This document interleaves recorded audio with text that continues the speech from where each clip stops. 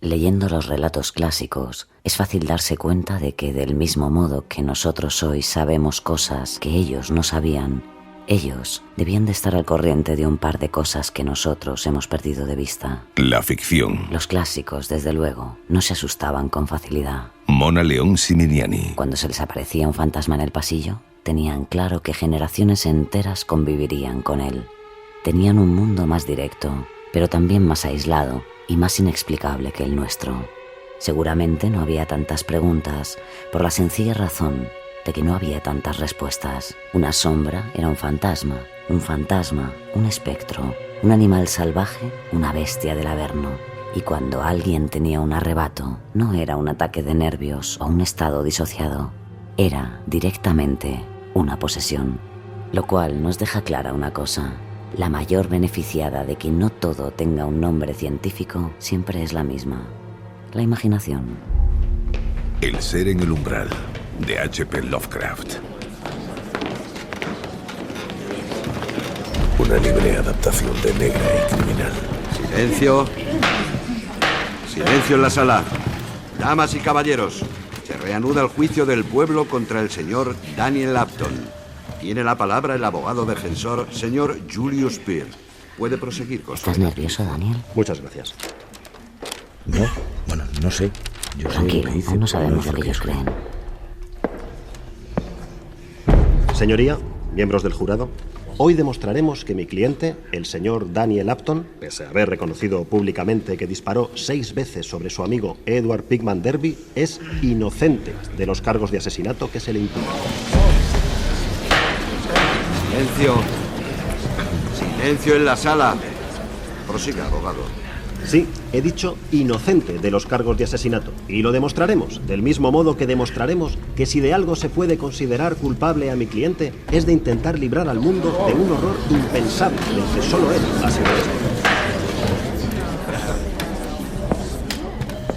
Confío en que los miembros del jurado sabrán valorar los elementos que vamos a ir relatando y preguntarse si ellos habrían tenido una conducta distinta a la de mi cliente ante un horror como el que él experimentó.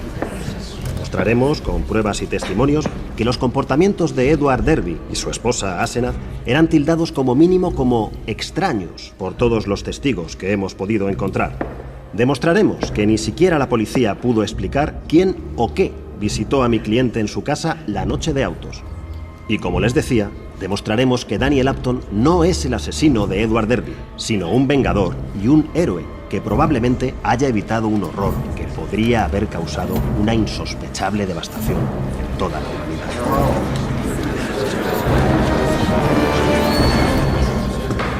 Vaya, pues sí que es un buen abogado. Sí, es el mejor. Y sobre todo parece realmente convencido de que eres inocente. Es que lo soy. La defensa llama a declarar a Rose Slam. Rose Slam, ¿la vecina de los Derby en Arkham? Su declaración es clave. Ella vivió de cerca los cambios de Edward. Sí, pero quería mucho a Edward, ¿eh? Y sí le da por... Tengo que confiar.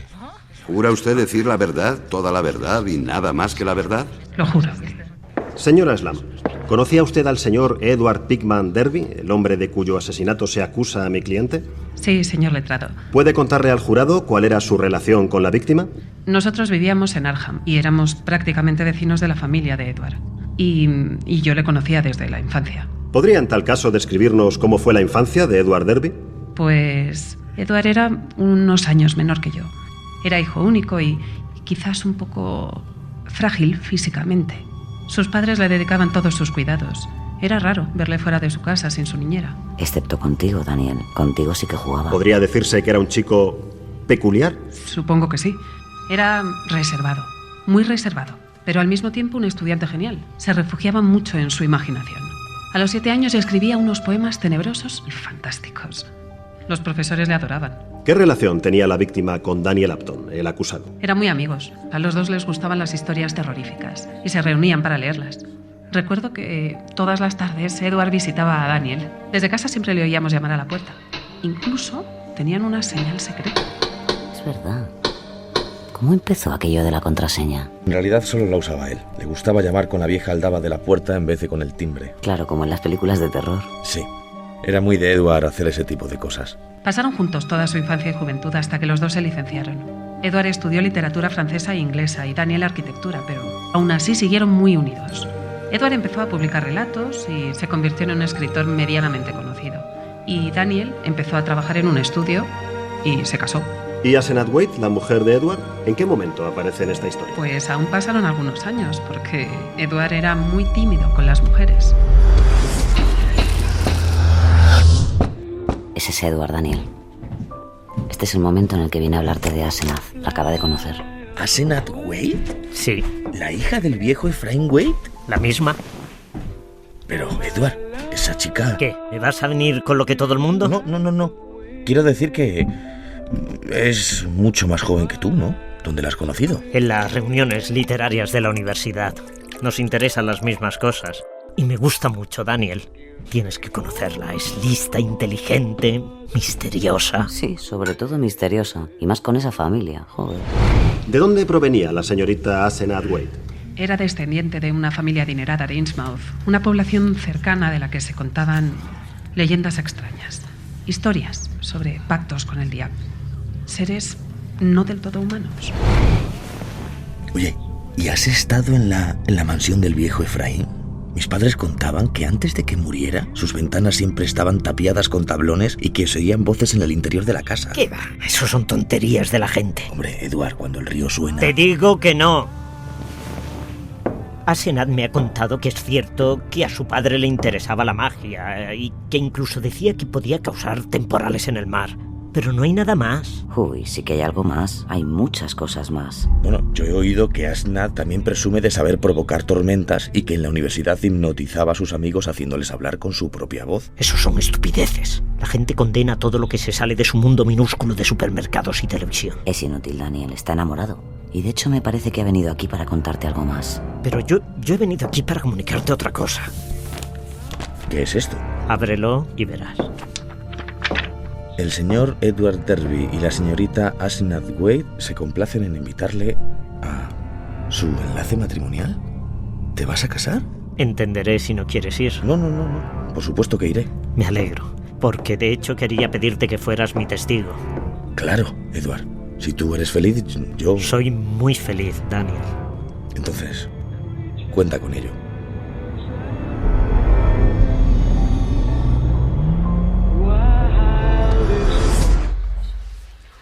Y después de la boda puedo contar ya pocas cosas de esta pareja, señor letrado. ¿Puede explicarnos por qué? Pues porque perdimos mucha relación con ellos. Edward volvió de su luna de miel muy cambiado, todavía más reservado, más pensativo, más triste. Hacía cosas extrañas. Pasó de no saber conducir a hacerlo constantemente y de una manera temeraria. Como solía conducir a Asenath antes de la boda, de hecho. A ella solo la vimos una vez más. Estaba muy envejecida, muy distinta. Después de la luna de miel. Sí, bueno, en realidad desde que volvieron de la luna de miel se rumoreaba... Bueno, que Edward se parecía mucho a su mujer. Y no solo eso. También se decía que ella se parecía cada vez más a su padre, el viejo Ephraim. Sé que suena raro, pero un día mi marido, mi hijo y yo vimos algo que... ¿Qué vieron, señora Slam? Pues una tarde después de la boda nos acercamos a su casa para llevarles el regalo, nuestro regalo. Nos abrió la puerta una de las horribles criadas que contrataron durante su viaje de novios por Europa. Nos dijo, nos extrañó mucho, porque nos pareció oír ruidos arriba, pero nos dijo que ni Edward ni Asenath se encontraban en casa. No la creímos, por supuesto. Y cuando ya nos marchábamos pudimos ver en el interior, asomado a la ventana de la vieja biblioteca, un rostro con una terrible expresión de dolor y desesperanza. Yo diría que era Asenath, pero mi marido dice que era el propio Edward. Él ve mejor que yo, pero yo soy mejor fisonomista. No sé, fue algo muy, muy raro. El caso es que ya no les volvimos a ver. Muchas gracias, señora Slam. No hay más preguntas, señoría.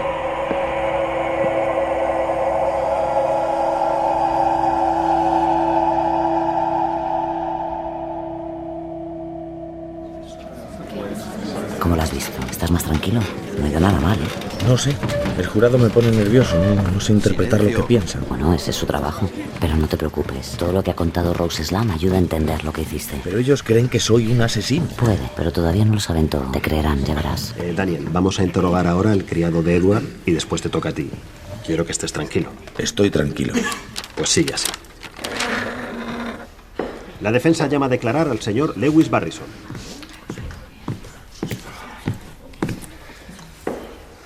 Señor Barrison, ¿nos puede describir cuál era su relación con la víctima? Yo era uno de sus antiguos criados y también su chofer cuando el señor decidía no conducir. ¿Nos puede relatar, señor Barrison, lo que sucedió la noche del 15 de agosto del pasado año? Sí. Como siempre hacía el 15 de cada mes, conduje hasta la casa de campo que la familia tenía en el bosque de Chesancook para limpiarla y ponerla a punto. Apenas la utilizaban ya. Pero, para mi sorpresa, cuando llegué encontré allí al señor Edward. ¿Puede describirle al jurado en qué estado lo encontró? Estaba en el suelo, sucio, medio desnudo, entre delirante y apático. Enseguida me reconoció y me soltó un torrente de palabras cuyo sentido se me escapaba. Por amor de Dios, Lewis, estoy en el infierno. Estoy en el infierno. Hay un encapuchado que dice el nombre secreto de Efraín. Y Asenat me prometió que nunca me llevaría ahí. El reino secreto de las tinieblas. Asenat me lo prometió. Asenat.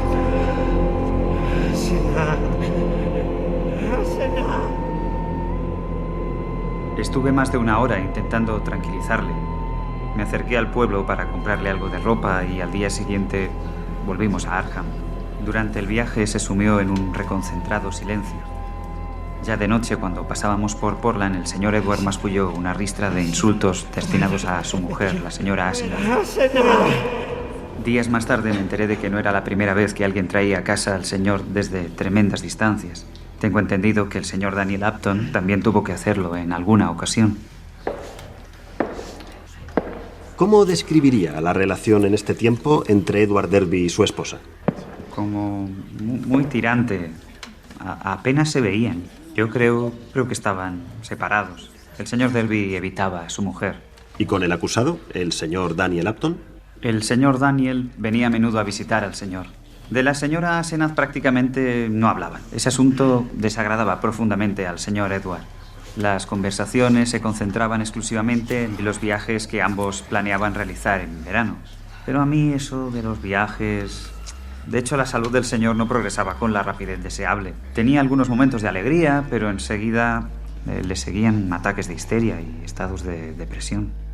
Tengo entendido que, de hecho, en Navidad el señor Edward sufrió otro ataque de pánico del que precisamente usted y el señor Daniel fueron testigos. Sí, estaban los dos planeando uno de sus viajes imaginarios. De repente el señor empezó a ponerse muy nervioso. ¡Mi cerebro, Dios mío, Daniel! ¿Qué te pasa, Edward? ¡Está tirando! ¡Golpea! Edward. ¡Desgarra a esa bruja! ¡Daniel! ¡Efraín! ¡Efraín! Tranquilízate, por Dios. Ven, siéntate aquí, bebe esto. El señor Upton volvió a sentarle en la silla y le obligó a beber una copa de vino. No opuso la menor resistencia, pero sus labios no cesaban de moverse como si estuviera hablándose a sí mismo. Trata de volver a hacerlo. Debía suponerlo. Daniel, si te hicieras una idea de lo horrible que es todo esto. Después cayó en una especie de sopor. Le coloqué unos almohadones debajo del cuerpo y dejé que el sueño se apoderase de él. No llamamos al médico. Los dos sabíamos muy bien lo que éste iba a decir sobre su estado mental y temíamos que le internase. Y de todos modos terminó en el mismo sitio. Muchas gracias, señor Barrison. No hay más preguntas, señoría.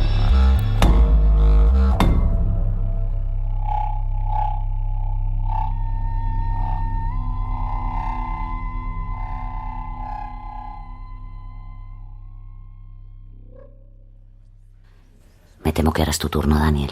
¿Me toca ya? Tranquilo, solo tienes que contar todo lo que me has contado a mí. Solo tienes que decir la verdad, ¿Toda la verdad? ¿Y nada más que la verdad? Lo juro. Señor Upton, antes de pasar a relatar lo que sucedió durante la noche de autos, voy a pedirle que explique al jurado esa sobrecogedora anécdota que me contó usted hace unas semanas. La historia del coche, Daniel.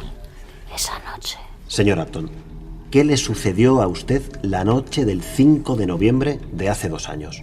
Adelante, Daniel. Cuéntala. Pues...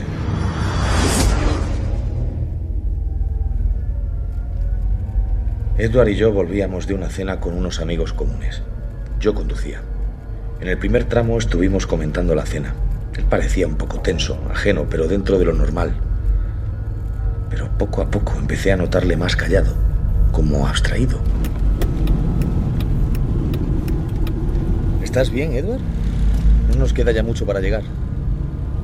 Dime una cosa, Daniel. ¿Lo has notado? ¿Tú lo has notado? ¿El qué he notado? Su presencia. Ha estado allí. Yo sabía que iba a estar allí. ¿Que iba a estar allí? ¿Quién? ¿De quién me hablas, Edward? Creo que habla de ella. Daniel, ¿tú recuerdas sus ojos feroces? La descuidada barba que nunca encaneció. Sé por qué. Ahora esa mirada está en los ojos de ella. Me estás asustando, Edward. ¿Qué mirada? ¿De qué hablas? El viejo Fraín encontró la fórmula en el Necronomicon. No sé bien en qué página está, pero cuando lo averigüe podrás leerlo y enterarte. Así nunca morirá. El fuego de la vida, él sabe cómo apagarlo. ¿El Necronomicon? No entiendo, Edward. ¿A qué viene ese libro? ¿Quieres que pare un momento, Edward? ¿Estás bien? No, no está bien. Para el coche, Daniel. Edward, voy a parar. No. Escúchame. ¿Tienes idea de por qué mi mujer evita escribir con una inclinación de las letras hacia la izquierda? ¿Viste alguna vez algún texto escrito por el viejo Fraín? ¿Recuerdas que el viejo buscó durante muchísimo tiempo a alguien que tuviese una gran inteligencia y muy poca voluntad? Y siguió diciendo cosas incoherentes acerca de su mujer, de la magia negra, el viejo Efraín y otros disparates. Cada poco se detenía y parecía como si estuviera tomando aliento. ¿Existe realmente una persona con ese nombre? ¿Oíste los rumores acerca del modo en que gritaba el viejo cuando se volvió loco y Asenat lo encerró en la buhardilla? ¿Se puede determinar quién encerró a quién? ¿Qué le pasa, Daniel? ¿Qué es esto? ¿Recuerdas cómo maldecía a su hija por no ser varón? ¿Puedes decirme, Daniel Upton, qué está ocurriendo conmigo? ¿Le está cambiando la voz? ¿Sabes que Asenat a veces escribe de una manera que no es posible diferenciarla de...? ¿Qué pasa? ¿Por qué se calla? Su voz se apagó con un chasquido metálico, como si estuviera obedeciendo órdenes. No tuve dudas de que alguna poderosa onda mental de Asenat le había ordenado callar. Los rasgos de la cara de Edward empezaron a cambiar. Se retorcieron hasta que se hizo prácticamente irreconocible. Su cuerpo empezó a sufrir convulsiones. ¡La carretera! ¡Edward! ¡Para el coche, Daniel! ¡Para! Edward, ¿qué te pasa? ¡Daniel! Me estás asustando, no pareces tú. Estás quieta, Edward, me vas a hacer daño. Me ganó el horror. Sentí una aguda repugnancia y mis manos dejaron de sujetar el volante. ¡Daniel, la carretera! ¡Os salís de la carretera! ¡Daniel!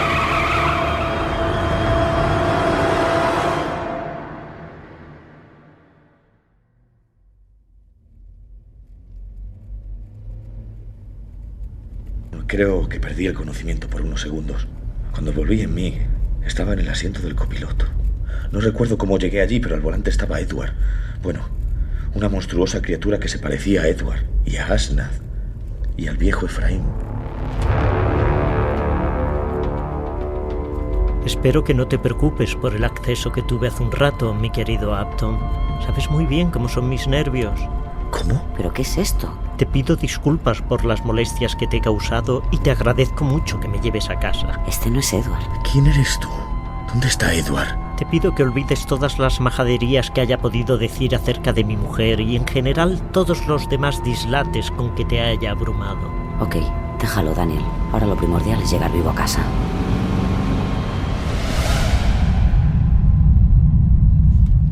Pasamos rápidamente por Rowley y Ashwick hasta llegar por fin a Akran y bajarnos del coche. Y yo no volví a pronunciar palabra. No recuerdo ni cómo nos despedimos. Señoría, necesitaría un descanso. ¡Es un asesino! ¡Nadie te cree! ¡Silencio!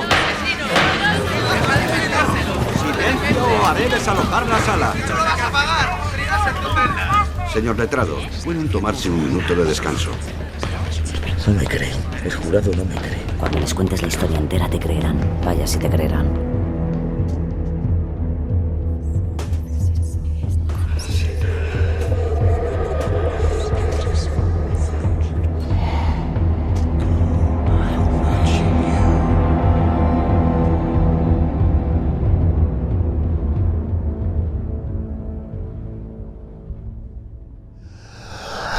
Silencio.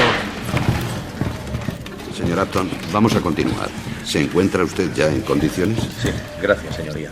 Abogado, puede continuar con el interrogatorio.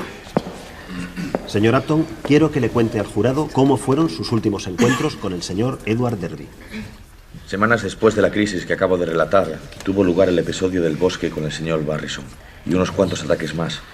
Preferí no preguntarle nada a Edward y que fuese él quien sacara la conversación.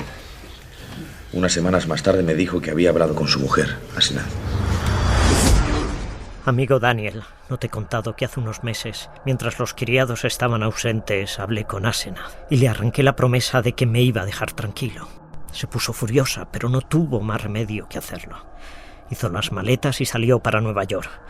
Yo pensaba que así me libraría de todo lo que me estaba haciendo. Tú mismo fuiste testigo de una de esas mutaciones en el coche. Asenath se apoderó de mí, ¿lo recuerdas? Joder, como para no recordarlo. Yo creía que si ella se iba lejos no iba a poder hacérmelo más. Daniel, mi único objetivo era salvarme. Asenath quería apoderarse de mí para siempre. Yo solo quería salvarme de ellos. ¿Salvarte de quién es, Edward? ¿De Asenath y de quién más? Su padre, Daniel. En el coche lo vi claro.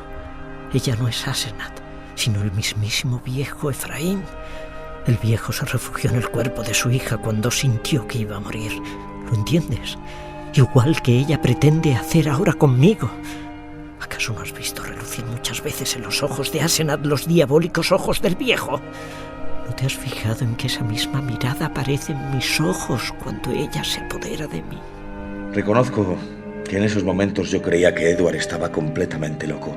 El hecho es que su salud se agravó mucho a partir de aquella noche. Su criado me contaba que sufría espantosos ataques en los que incluso llegaba a producirse lesiones. Y tras consultar con su médico de cabecera y con su abogado, se tomó la dolorosa decisión de ingresarlo en el sanatorio de Akram. ¿Tú pagaste parte del tratamiento? Comencé a visitarle 2 veces por semana. ¿Experimentó la víctima alguna mejoría? No mejoró. Daniel, tenía que hacerlo. Se apoderaba de mí. Daniel, sálvame. ¿Qué has hecho, Edward? Tuve que acabar con ella. Pero sigue aquí.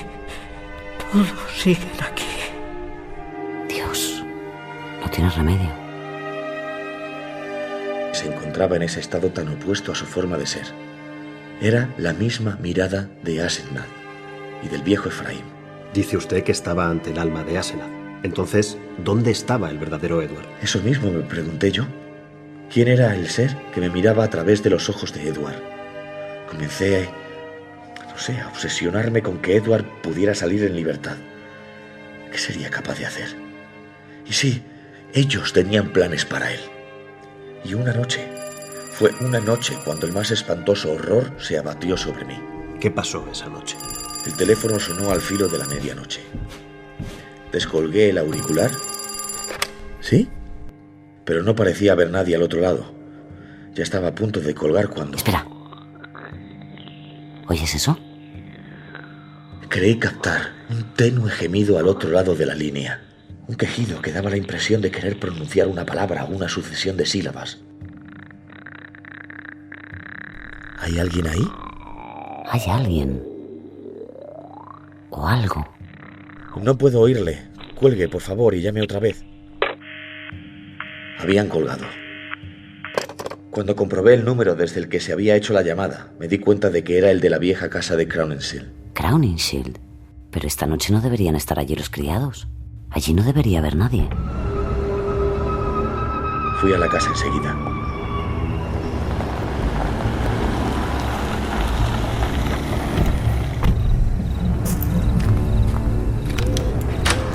Lo que me encontré fue un escenario lleno de huellas. Tierra, un armario desvalijado, unas marcas enigmáticas en el teléfono, papeles desperdigados y un hedor que impregnaba todos los rincones de la casa. ¿Hola? ¿Hola? ¿Hay alguien ahí?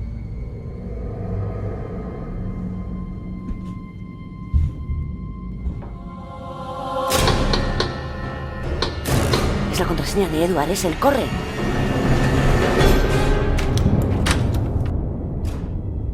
Al abrir la puerta, una corriente de aire fétida casi me hizo desmayarme. En el umbral, pude ver una figura raquítica y jorobada. Llevaba puesto uno de los abrigos de Edward. Los bajos rozaban con el suelo y las mangas le cubrían las manos. Llevaba una bufanda negra que le ocultaba el rostro. Al dirigirme a él, emitió un quejido como el que había oído por el teléfono y me alargó un papel escrito con una letra apretujada. Cogí el papel y traté de leerlo, pero entre el olor que despedía aquel extraño personaje y las primeras palabras que pude descifrar, sentí que mis piernas flaquearon y que mi vista se nubló por completo. Y se desmayó.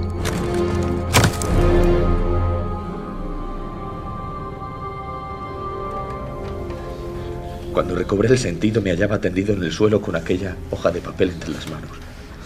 Por eso, al día siguiente, tras el horrible encuentro que tuve esa madrugada, me encaminé al manicomio y maté a ese ser de varios tiros, por el bien de Edward y de la humanidad entera. ¡Silencio! Letrado, tienen que incinerarlo. Deben incinerar al ser al que disparé. Ese no era Edward Derby. Efraín, Asenath, Edward. ¿Quién de los tres vive? A mí no me van a arrebatar mi cuerpo. Señores, por favor, silencio. Tranquilízate, Daniel. Señoría, tengo en mis manos esa nota manuscrita. El peritaje grafológico ha determinado que es la letra de la víctima, el señor Edward Derby. Señor letrado, ¿quiere leer el contenido de esta nota? Con la venia, señoría. Dice así. Daniel, ve al sanatorio y mátalo. Mátalo. Mátalo. El que está en el manicomio ya no es Edward Derby. Asenath se apoderó de mí, pero hace 3 meses y medio que está muerta. Mentí al decirte que se había ido. La maté. Me vi obligado a hacerlo. Cogí un candelabro y le descargué un golpe en la cabeza. La enterré en el bosque y borré todas las huellas. Pero debí suponer lo que me esperaba. Asenath volvió a por mí y me acosó hasta que me echó de mi cuerpo. Ahora me encuentro débil para hablar, pero aún me quedan fuerzas para escribir. Daniel, mata a ese demonio y asegúrate de que se incinere el cadáver. Si no lo haces, seguiré pasando de un cuerpo a otro eternamente. Hasta siempre, Daniel. Hasta siempre, Daniel. Has sido un excelente amigo. Firmado Edward Derby.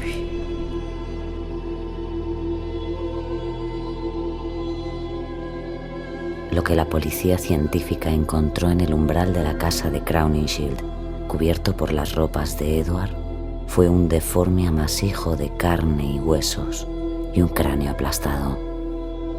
Las pruebas de ADN identificaron el cráneo como el de Asenath Derby. No hay más preguntas.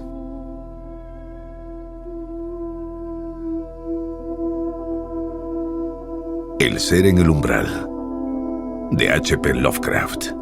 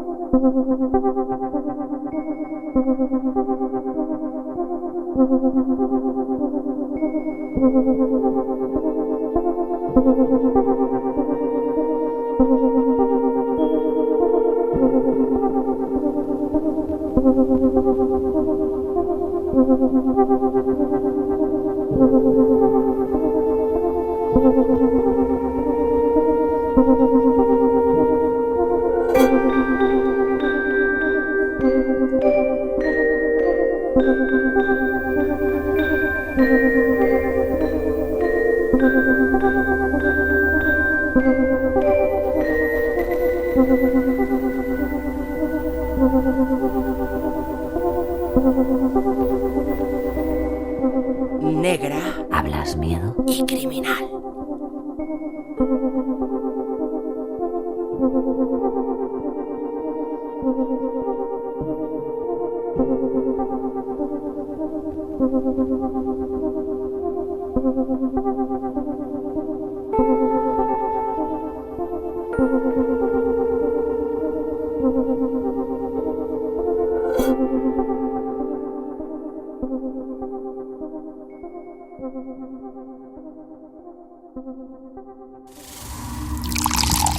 Morir envenenado, por ejemplo, con cianuro, no es precisamente una muerte apacible.